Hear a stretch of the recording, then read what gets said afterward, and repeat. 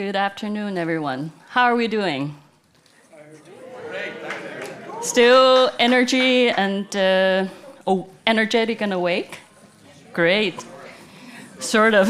Okay, let's do a quick check-in. So when I say the word socio-technical and when the sound hits your eardrums, how many here are sort of having this mental commentary? Oh, wow, that sounds like another buzzword.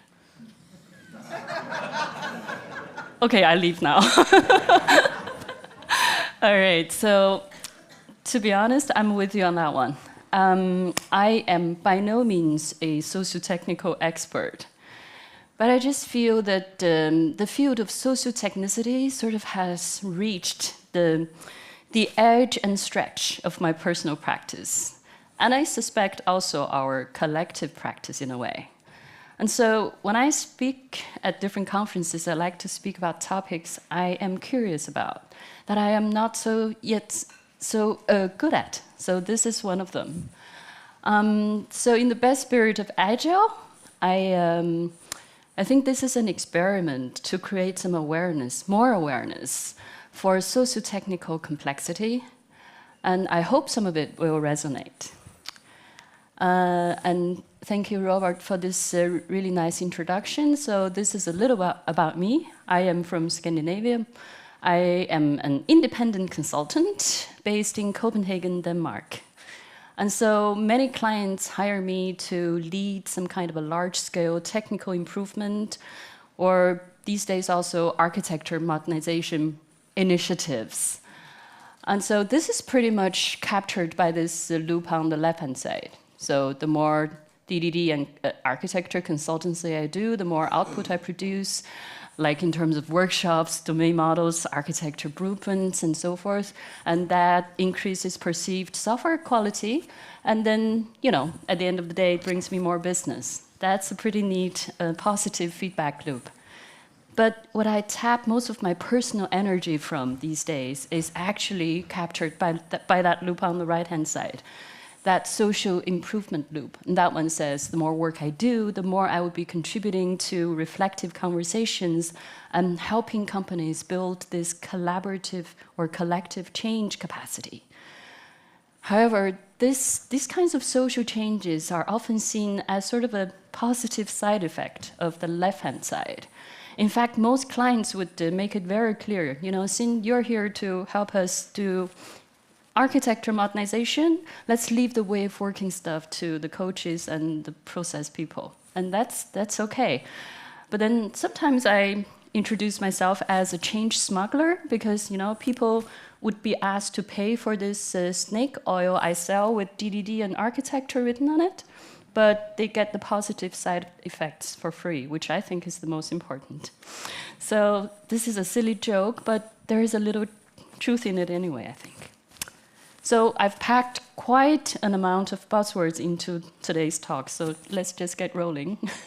We'll start by taking a brief look at agile values and the agile reality. So for me, the agile values are born social and technical. So the technical part being a software aptitude. So we've got to do these reps. TDD, CI/CD, continuous deployment and development, to be able to get these feedback loops, right? To be able to do changes fast. So that's the aptitude.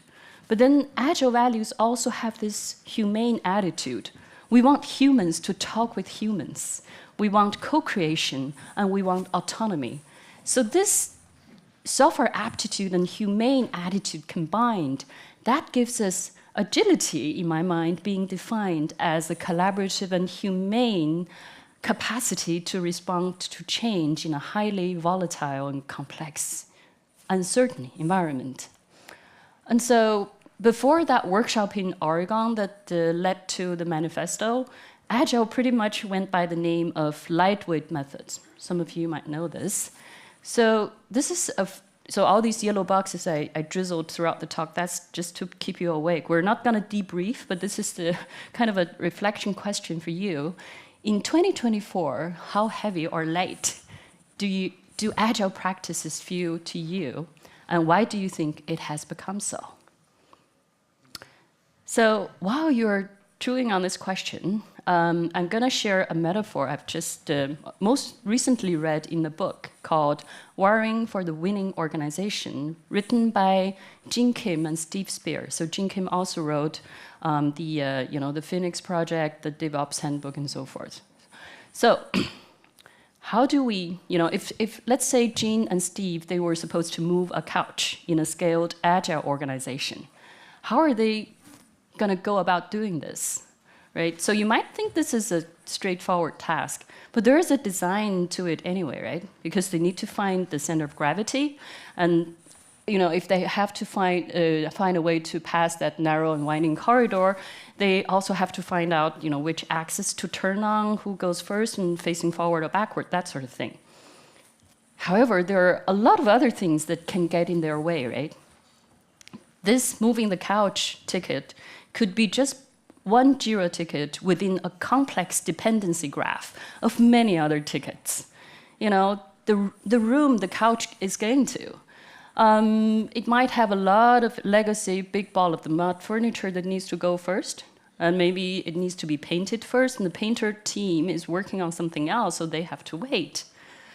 Also, all these dependencies probably need to be communicated to them through a lot of the middlemen, right? And these people need to hold their scrum of scrums and PI planning, and some people would need to write the user stories, the BDD test cases, and you name what. And maybe the architect wants Gene and Steve to move the couches one bit at a time as microservices. And so, and then they could feel alienated from the big problem context, right? Why are we even moving the couch? For what? So if that was a metaphor, this is a true moving the couch story in my personal experience. In 2022, I was the lead architect of a big product initiative in one of the biggest banks in Scandinavia. And that initiative involved 26 teams in 5 tribes. Obviously, this company has been Spotified. And almost every sub-process involved deeply nested API call chains and event choreography. And so, as you can imagine, this kind of initiative would require superhuman efforts to coordinate, prioritize, and that sort of thing, right? No couch in this initiative could be moved as an independent action and in a lightweight way. So, and trust me, this was supposed to be a scaled, safe-to-fail experiment. And my job back then as the initiative architect was to ensure 2 things. One is outcome coherence, the other is solution coherence. And outcome coherence is really difficult because all these tribes, they've been reorged using scaled agile, so every tribe has their own, is an independent agile organization. They have their own goals and their own OKRs. So one tribe might want to, modernize their infrastructure, and another tribe might be interested in prioritizing, redesigning a process. And so there's a lot of negotiation, cajoling, and politicking going on in this initiative. Solution coherence, that's even harder, because if we want to get rid of these call chains, these deeply nested call chains, we need re-architecture across tribe boundaries.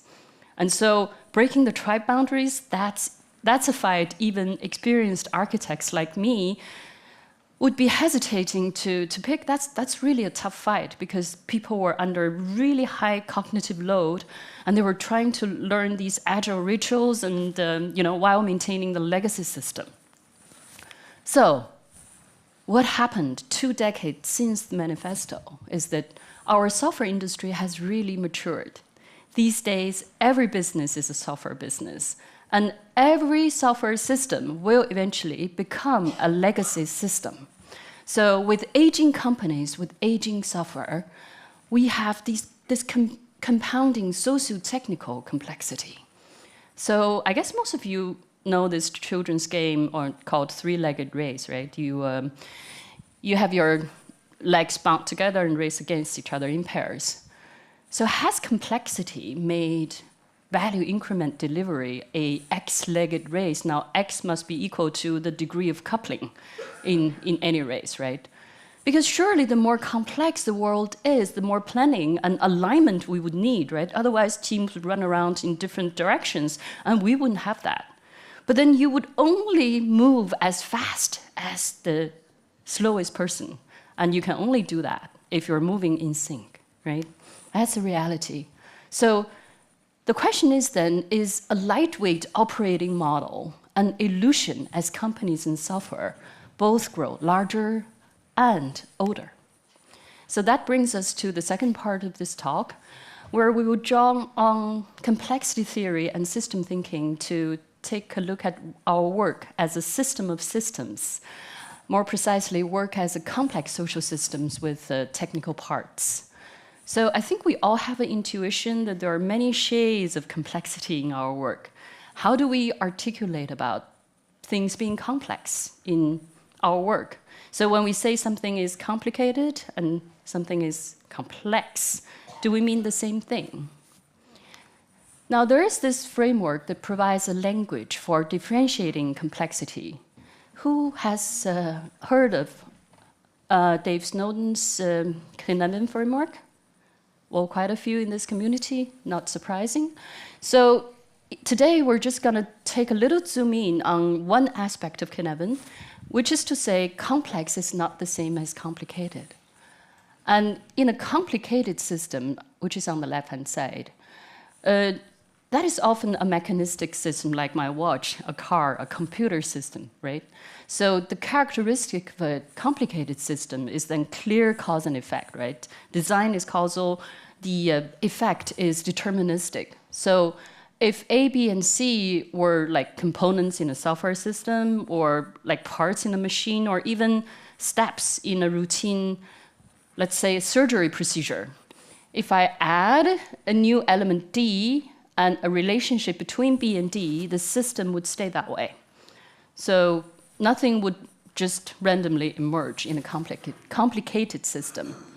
And now in a complex system, on the other hand, we often have these living systems, like a human body, like a forest, traffic, weather, family, organizations, this sort of thing, where the defining characteristic is emergence. Now that sounds like a buzzword, but it basically means parts and relations can turn up in such a system unpredictably, right? So if A, B, and C were still the starting configuration of a complex system, when I go and add a new element D and a relationship between B and D, a whole network of things could happen in the system, right? So the relationship between C and D could turn from a straight line to a curved line, and the relation between A and B could disappear, and A could change shape from a circle to a parallelogram, and a new kid could enter, the system like E, and forming a new relation with this A that has changed shape.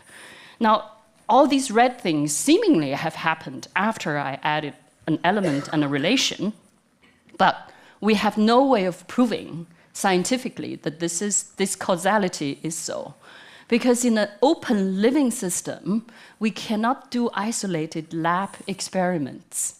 So that's what we mean by emergence, and that a living system, a complex system, is where the whole, in such a system, the whole is greater than the sum of its parts. Right? So in terms of intervention, if I go and deal with a complicated system where everything is causal and deterministic, I can just, do a lot of upfront analysis, and then I go and plan and policies, and then I go and execute it, right? That's very simple. In Xin, this is called sense, analyze, respond. However, in a complex system, I cannot do any predictive analysis so easy, right? Because by definition, you don't know what's going to emerge and how things are going to emerge.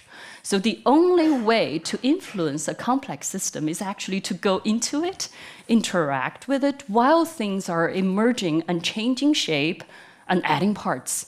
And that way we might discover some social patterns about how things are emerging, and by that having some leverage. And so scaling a complicated system is easier because we can then just have some local best practice we consistently repeat, right? So that's divide and conquer. Whereas on this right-hand side, in the complex system, you know, how do we know that what has worked in one context in the past would also work next time, right? So that's not so easy. So Dave Snowden used to say, you know, in a complex system, hindsight does not lead to foresight, and best practice is by definition past practice, right? So that's a little bit complexity theory.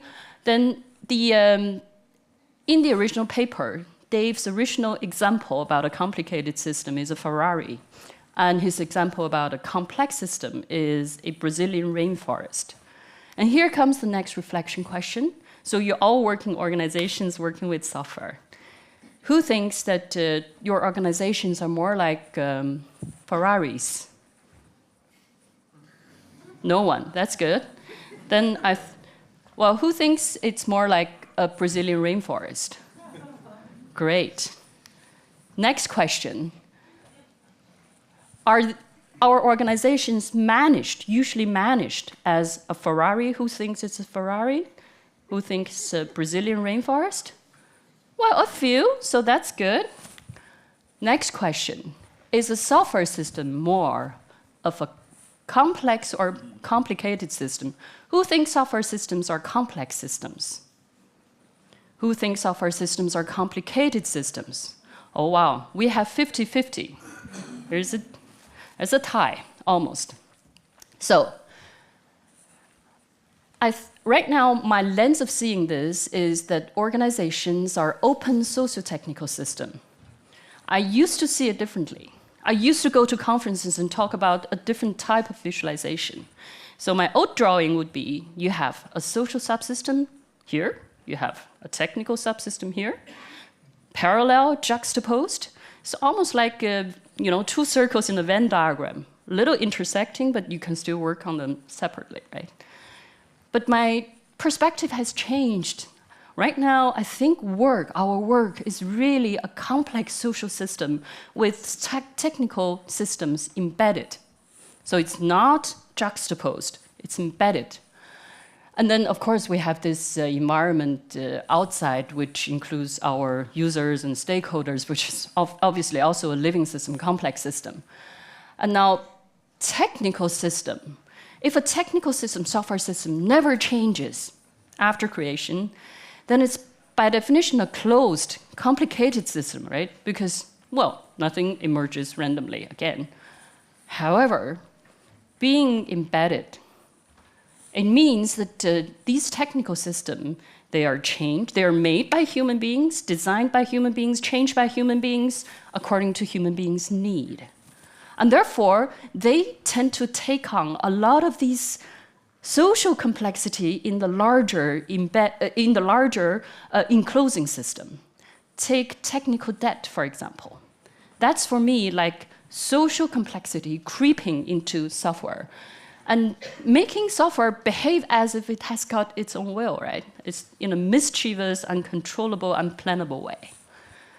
So the way I see technical system now is that it is complicated or liminal. Now, liminal in the Canadian language is an in-between state. So in this case, in between complicated and complex.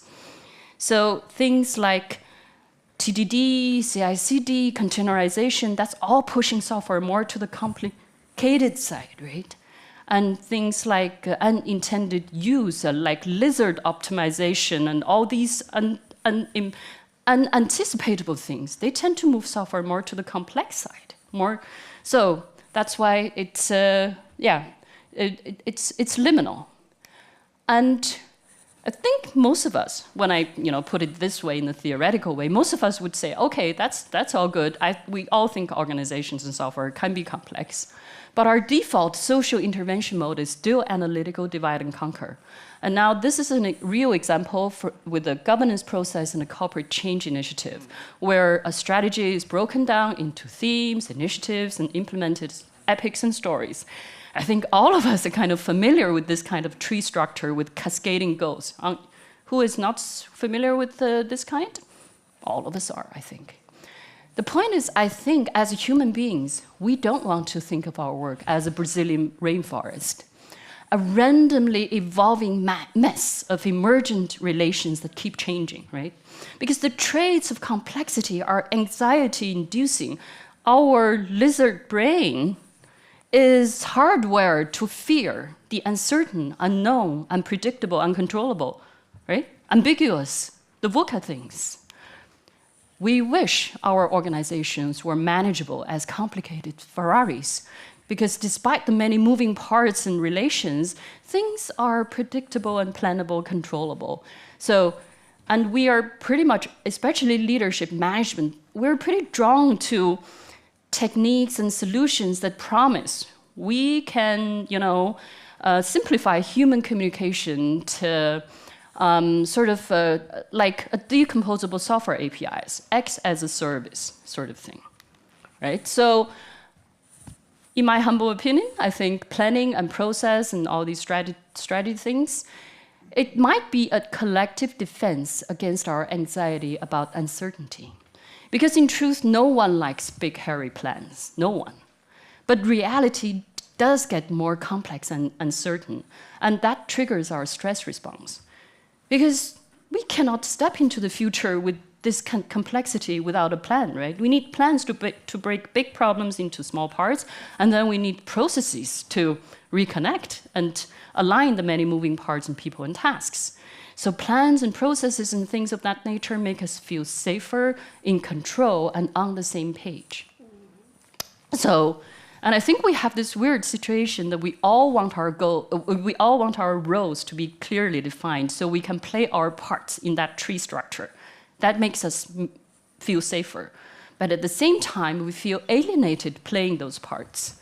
Those in those, executing roles, doing the epics and stories, like Jean and Steve, they could feel alienated from the bigger problem context. What's going on? Why are we doing this? Those in the planning roles might have anxiety about, oh my gosh, this plan might not work next time, just like last time. I think I know the pains from both sides because almost in my entire career, I've been working in boundary-spanning roles. So in our large-scale agile practice, I think there is this big divide between, on one hand, very mechanistic, structured, analytical, and optimistic way of dealing with complexity, like inverse Conway, sociotechnical mirroring, to technolize social complexity. And then on the other hand, a rising level of pessimism, skepticism, learned helplessness, loss of agency. We're frustrated about the dehumanizing effect of this scaled agile framework. And I don't think it's some of us on this side and others on the other side. I think there is a little bit of both sides in all of us. So maybe human systems are just too complex to manage. And maybe the best we can do is to find out who has the best jokes about Zave and about Spotify, right? So, and this is a Wortley map. Who has seen a Wortley map before? Okay, so not so many yet. So this is an evolution scale which says everything evolves over time from genesis to commodity. So genesis, custom, product, and commodity, right? And this is certainly true for technical practices. Yesterday's technical innovation will become tomorrow's table stakes, right? Mature technical practice, think telephone, think computer, think cloud, and think even AI. So what about our social practice and socio-technical practice? It's more like 2 steps forward and 1 step back, or maybe 1 step forward, 2 steps back. And so Jay Forrester, who was a system scientist in MIT, who was one of the major contributors to the modern architecture of our modern computer, he said this: we haven't evolved much in our understanding of social systems. And he said, if the ancient Greeks could come back now and walk among us, they would not understand much of our technology or our science. It would be pretty foreign to them. But they would feel quite at home in our social problems: wars, politics, economics, various kinds of social difficulties. So Jay Forrester also said that the next great frontier is to understand human systems. And he said that in the 60s. So that brings us to the next part, which is about probing social patterns in technical contexts. The thing is, even though things are emergent in social systems, there are still recurring patterns, because otherwise a system would disintegrate. Patterns are what makes a system, right? So if we know these patterns, we have a better odds to see the system, share the system, and change the system we're part of. Let's start from visual modeling as a pattern to see the system. And just like software, you really can't fix what you can't see, right? So we need effective social system models to help us design the whole work, the whole system of work, and help everybody to see what's my place in the story. Where does my work come from? Where does it go? What are the skills and meanings and materials we share? So here are the 3 examples I put forward as visual examples, visual models: event storming, North Star framework, and value stream mapping. So this is example of Jim Benson's 7 elements of visual management. Jim Benson wrote the book Collaboration Equation, which is a really great book. This model is a system diagram that visualizes work as a socio-technical architecture. So the essential elements of work are sort of organized in a layered architecture, right? At the top, we have the tactical information with state and triggers. So state is basically the planned work. Triggers are unplanned work. So this is kind of like the most visible layer of our work, the presentation layer almost. So then at the middle layer, we have the strategic information of direction. Where are we going? The plans and strategies. And then also the narrative, the model. Where is my place in the story? So this is kind of the business layer with a lot of important domain logic, right? At the bottom, we have the cultural information, like what makes my team a team and what gives meaning to me, what gives me agency at work. And how are we professional together? How do we learn? And how do we, improve quality? This is kind of like an infrastructure layer that shoots through the upper 2 layers, without which the upper 2 layers won't work so well, right? So then we have visual thinking and visual model for social and technical systems because we have a lot to hold in mind.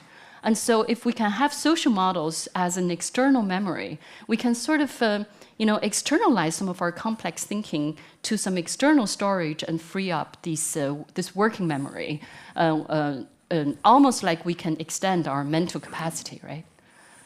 But then I can ask you this. Imagine these 3 people walking out of a town hall or all hands. They have got presented some beautifully crafted visual models of strategies and plans and processes and org charts. Chances are the blue person would think that he has got presented a square, and the red person a circle, and the next person, the yellow one, would probably think that he has heard and seen a triangle. The thing is, having a visualization is no guarantee that everyone has the same interpretation of what's been visualized, right? So we can't stop there. If we want a shared understanding of a social system, we need to surface mental models and in collaborative modeling and sense-making spaces. For me, it often comes as a surprise that everyone seeing the same visual model is not the same as everyone having the same understanding. And that basically has something to do with what models are.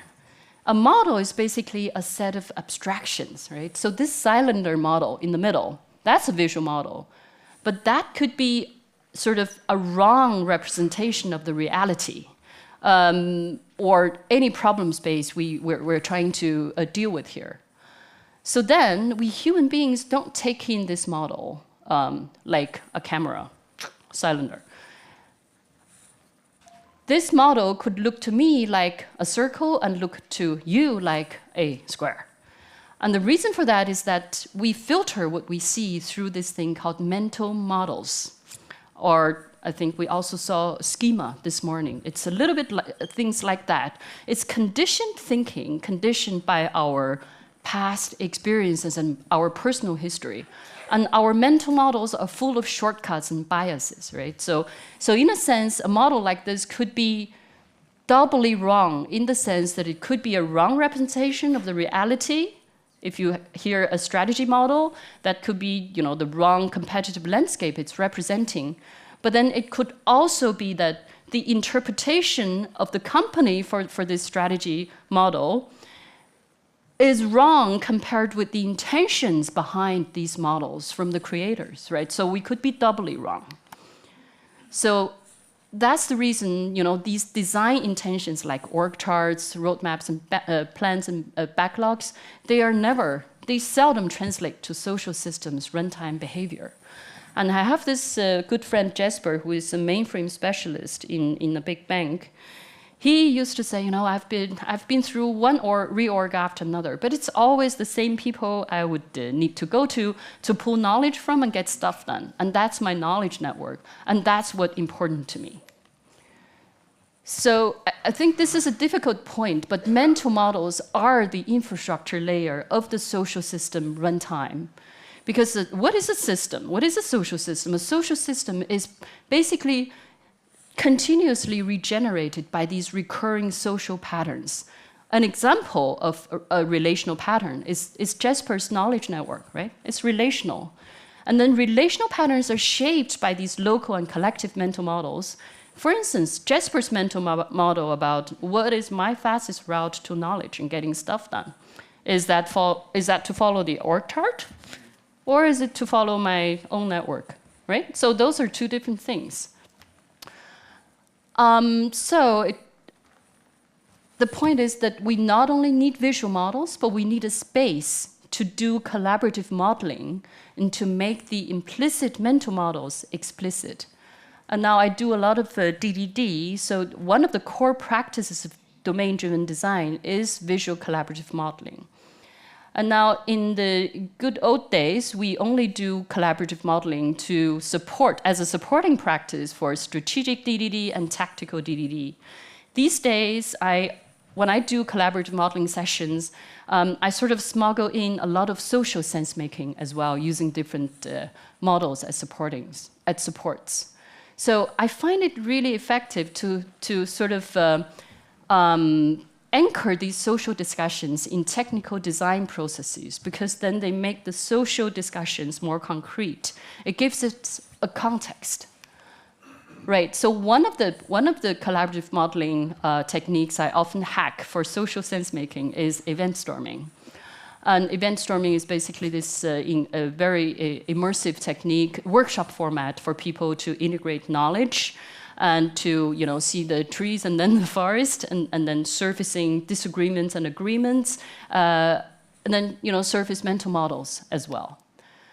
And so we've already seen that, you know, to share the system, we need to kind of surface the mental models through collaborative modeling. But if we want to also change the system, so move the system forward to the next state, we then need to unfreeze and change these mental models. And remember, mental models are habits of thoughts, habits of actions. We all know how difficult it is to change a personal habit, quit smoking, go to bed early, that sort of thing. And we've all seen how collective habit, like a company's culture, is fully capable of like refitting the old way of thinking and working into any new operating model. Like doing waterfalls with agile sprints or release trains, and repurposing the old project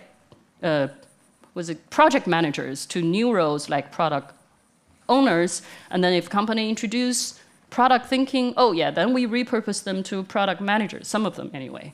So it's happening all the time, right? So I think we need to raise the bar if we, as change agents or smugglers, whatever you have here, we need to raise the bar from collaborative modeling to reflective conversations, to not only make the implicit explicit, but also make the undiscussable discussable.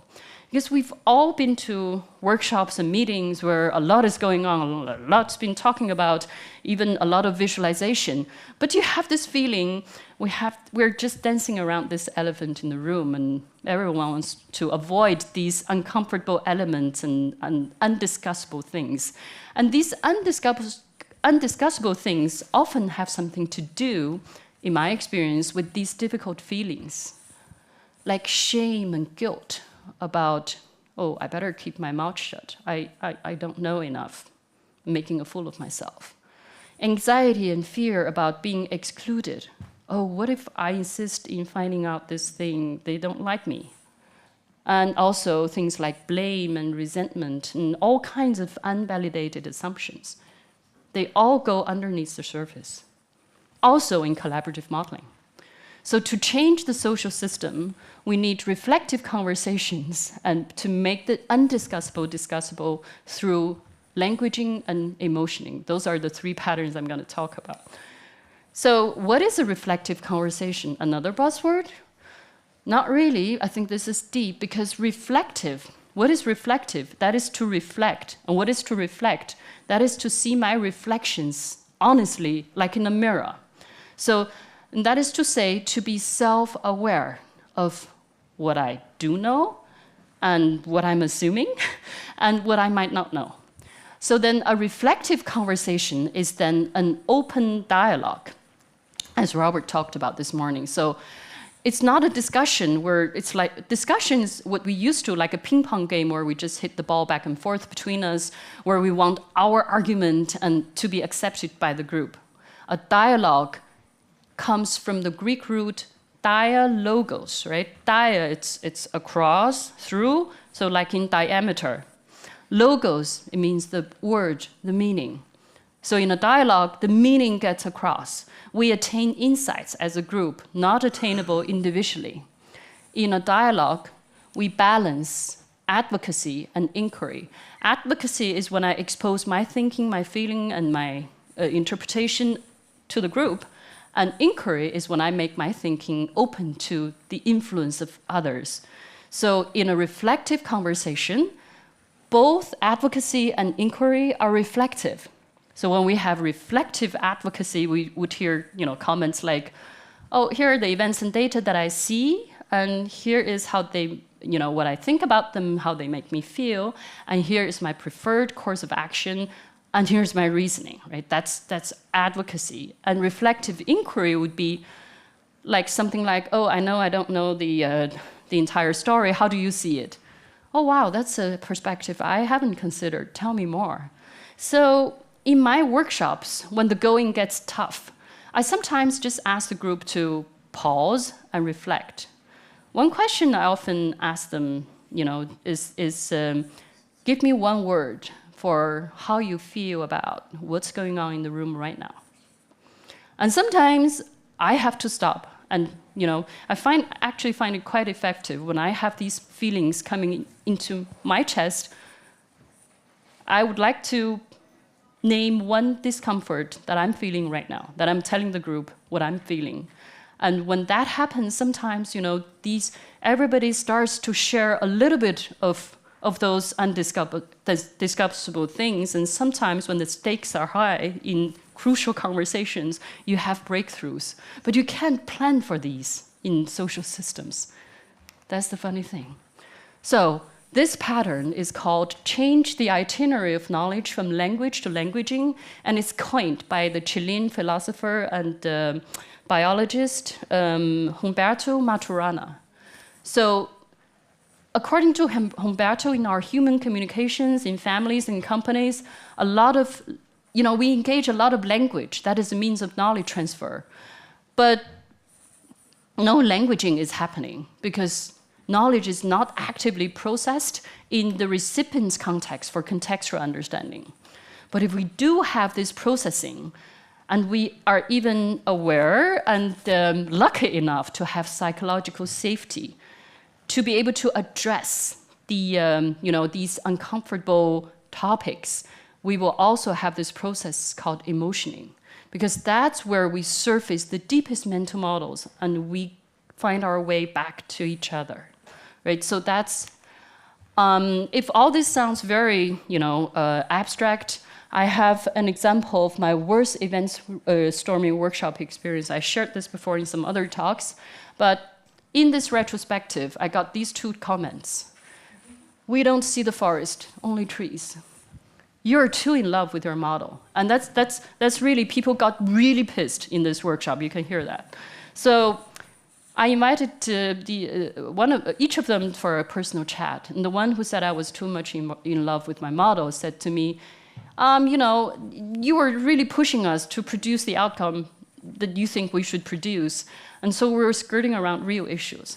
And the other person mentioned the forest and trees. He told me, the domain, you know, they were doing domain modeling, but the domain's future was really unclear to him. By the way, we had these predetermined pivotal events in an event storm, and he said, you know, that was determined by the domain architect. Those were totally misaligned with how the group saw the domain's future, but obviously no one wanted to call out the elephant in the room because the domain architect was also in the room. Okay.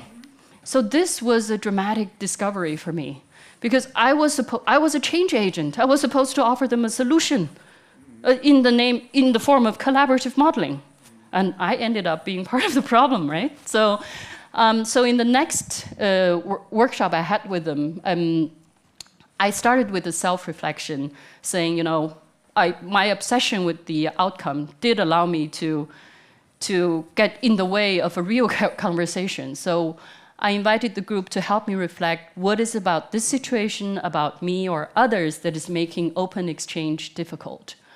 And together we also explored, you know, the future of the domain and what each person is passionate about contributing to for the domain's future. And so those were some of the questions that got us unstuck, because that opened up a space for us to be vulnerable together and discussing the undiscussables, but also looking at those embarrassing emotions right in the eyes, right? So that's, at that time, I didn't have the vocabulary of languaging and emotioning. It was about a year later I discovered this. And it was such a light bulb moment for me, because suddenly I could see what was happening in that process. And so when we have change programs, sometimes we feel change is something that is being done to a human system from outside. But really, I think change can only happen within the system, one conversation at a time. So this is what is beautifully said by Humberto. Conversation is a dance of languaging and emotioning. What I say in an open conversation is an invitation to participate with the others in a domain of experiential coherence. Now, coherence is a concept we all know in software architecture. Parts fitting well together, nicely together, forming a coherent whole. But then if we have this experience of social coherence, what that means is that I feel contextually informed. I feel seen and heard and understood, but I also feel connected with the others in some form of co-creation. Above all, I feel powerful, making my personal contributions to the whole system. So I think the system, it almost feels, when this happens, it almost feels the system changes itself in open reflective conversations, precisely because these deeply seated mental positions become changeable as a consequence of the experience of social coherence. And so what happens to vision and some plans and processes? This is a conventional view. You know, a good plan and vision is born at design time, and then at runtime, the organization go and implement them, and then the organization becomes what the plan says it would become. It never happens like this. So the design time grand design template got mixed up with the competing priorities, got filtered through people's mental models, localized meanings, actions, and intentions. The resulting meaning and effect of these plans, design time intentions, is emergent and predictable. So we often have this mission drift between the design time and the runtime. No plan survives the first contact with the reality, it seems. But then my thinking is that, what if we can still have these external interventions, but deploy them with these social pattern probes, treat these plans also as probes? What if we, at runtime, intentionally create a conversational space for people to make sense of these plans, these interventions, alongside with the other priorities? What makes sense, what doesn't, what is my place in the story, what is the absurdities I see, and all these conversations. So ideally, some of these social patterns, like reflective conversation, like participatory discovery, these would then bring about this experiential coherence, and then it will spread throughout the system. I've seen this happen. It will spread throughout the system and then become something what complexity scientists also call enabling constraints. Enabling constraints are a little bit like software interfaces. They are multiply realizable in a system-wide social architecture. But they're not exactly like interface anyway, because how they work requires a lot of variability and unpredictability, because you really cannot prescribe a standard interface for collaborative modeling. That's got to go wrong. So it has to be contextually realized. So conversation is by definition descaled. Yeah, you can't scale a conversation, right? So the only way to scale change is to descale conversations or practice something called conversational leadership. Like Dave Snowden said, complex systems scale by decomposition to the lowest consistent level of granularity and recombination, not by aggregation or imitation. And Dave also pointed out these 3 principles of managing social complexity in the new Kahneman framework. And these are all descaled, if you look at it. Granular discovery, distributed cognition, and disintermediation of data. There is no easy route to navigate socio-technical complexity. So a call to action from me to you then is to design as many artifacts, events, and processes in our agile rituals as prompts for dialogue, as invitations for reflective conversations. So our roadmaps, backlogs, plans, dailies, meetings, retrospective workshops, they can all be opportunities for a collaborative check-in for, do we still have the same understanding about this big picture, or is that coherence start to disintegrate for us? In that case, we need to, reintegrate and reestablish, have a new conversation, right? Descale. So this example is from my current client called Milestone System, a company in Denmark. This is the daily stand-up prompts from the systems architect team where I am a part of. So we basically decided to hack one of our agile rituals to have these daily reflective conversation. So basically, this is the 3 layers that you have seen, the 7 elements of visual management, tactical information, cultural information, strategic information. So it's not like everybody goes through the list slavishly, what have I done, blah, blah, blah. But every architect would then pick 1 or more questions from this list to talk about how am I doing with planned and unplanned work. How am I being with my workflow and with my psychological flow? And how am I feeling about the big picture? Do things still hang together? Do I still feel the coherence, the agency? And does the environments give me the support I need? That is called affordance in complexity theory. Right, so let's wrap this up on the note of socio-technical agility. It's been really difficult to pack this all in 1 hour, but we're at the end of the road now. So in socio-technical context, I think true agility is to detach, to be able to detach from fixed mental positions and to stay in discovery mode and stay in the beginner's mind. And this is especially true for people like me with a strong inclination for modeling and models. One biggest learning I've had in the past years is that I need to hold on lightly to my favorite models. And I need to be ready to kill my darlings. And that includes everything I go about talking about as a speaker in these conferences. And that includes every single word I've said in the past hour to you. So, Agile was born a socio-technical practice. In the past 20 years, I think Agile has been practiced with a very big T in the technical. So the social capacity has been built and evolved, but it's built and evolved as a supporting practice to make technical changes in technical systems. I think we are at a crossroad now that we need to transition to a higher level of social awareness. I don't know the answer to the how questions yet, but I think if more of us on board this, we are able to do a much better job. I think in 2024, we need to write the S in social much, much bigger, so then Agile becomes a collaborative and humane capacity to respond to change, but also for us to become the change in the system we want to see. So that's with reference to Gandhi. And one reminder for us constantly is that let's not do reductionism. Reductionism means that let's not reduce social complexity to technical complication, right? So this is what my good friend Nick Thune calls this structure and process fallacy, right? Because complex is not the same as complicated.